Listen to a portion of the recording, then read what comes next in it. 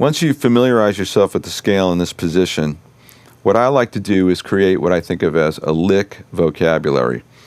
And the way you do that is you take a portion of the scale and come up with little melodic inventions and permutations, and then those become like puzzle pieces that you can use when improvising in your solos.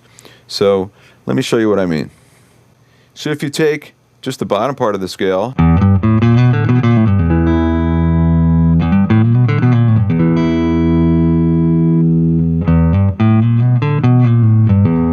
and at the end there I pull off, and while the low E is ringing, I have an E on the D string and the open high E as well. That's kind of a nice little rolling thing. If you look at the right hand, the 6 strings play with the pick, as is the 4th string, the D, but I sound the open high E by finger picking it.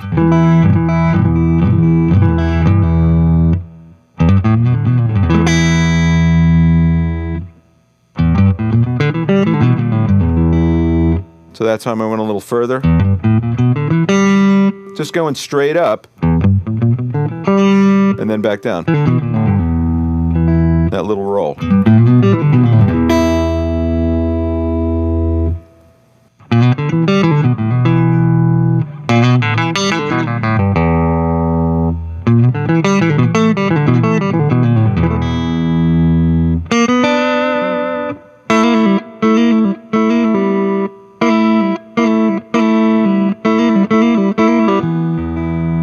That's another nice thing to do while playing a little melodic shape. On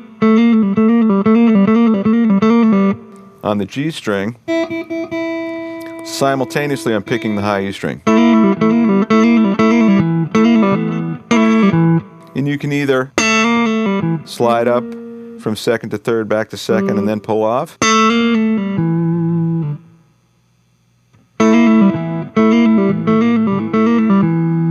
Or you can start by making that B flat, 3rd fret of the G string, a grace note, so that the accent will fall when you get to the 2nd fret on the G string.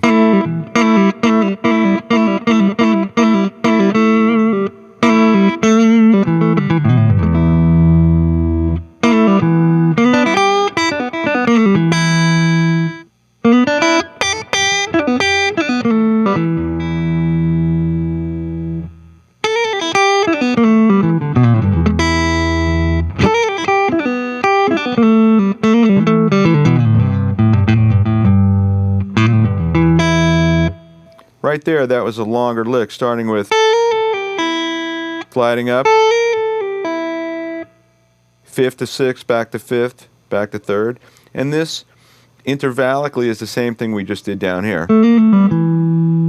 From the 4th A in the key of E, to the flat 5 B flat, to the 4, to the minor 3rd G. The nice thing is it's all legato because I pick one and get all those notes in there.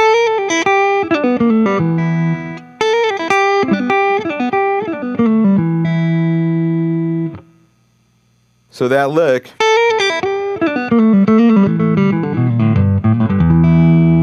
basically went through 3 different octaves of the same sort of melodic shape.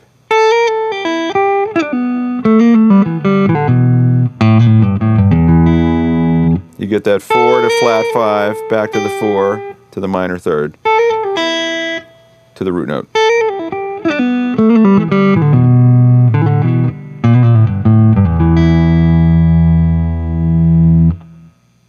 So you want to work on each little piece.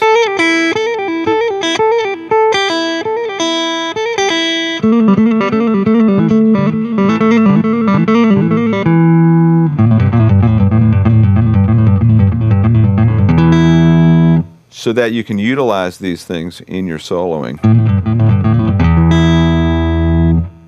So right here,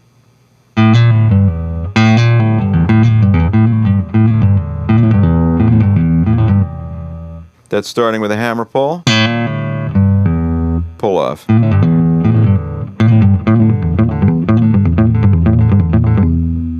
You could also do that starting with the pull-off.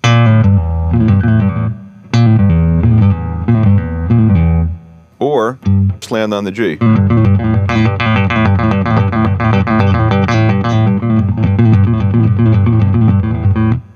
Nice thing to do that Stevie Ray Vaughan and Johnny Winter do, and Jimi Hendrix as well, is to alternate between the straight pull-off and the hammer pull. And that would sound like this.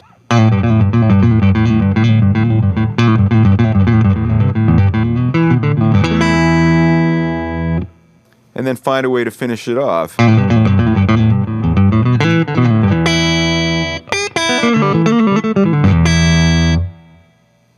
So what I'm doing here is taking these smaller portions of the scale, played across 3 octaves when you play the whole thing, and just looking at little melodic ideas, whatever they would be. So just keep trying different ones. Here's another one.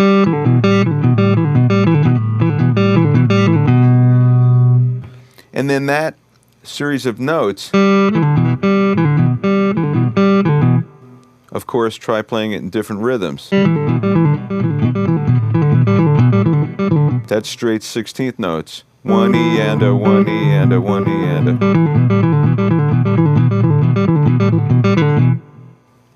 If you made it like a triplet,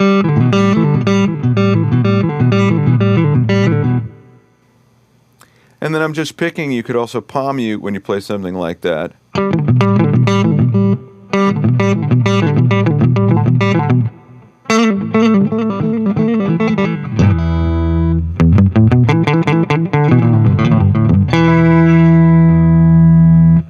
And if you want to, you can go through these kind of shapes in a more methodical way if you want to play 4s.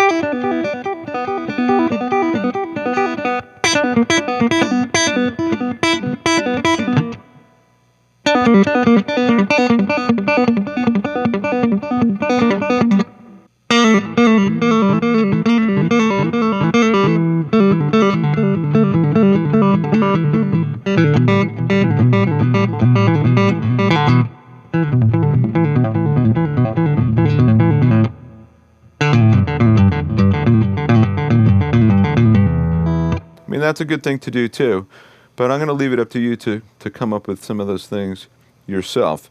You know, it's an endless amount of things that you can come up with. So just listen to the sound and just try to be musical all the time. You know, it's a combination of working on the physical technique and then listening for the musicality. You know, what's there.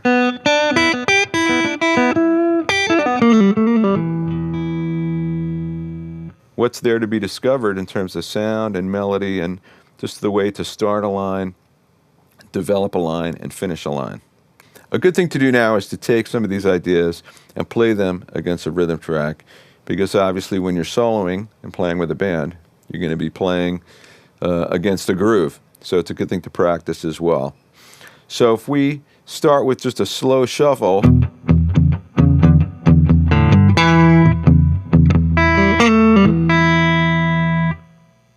let's use that as our rhythm part, and then we'll try some of these licks over that groove.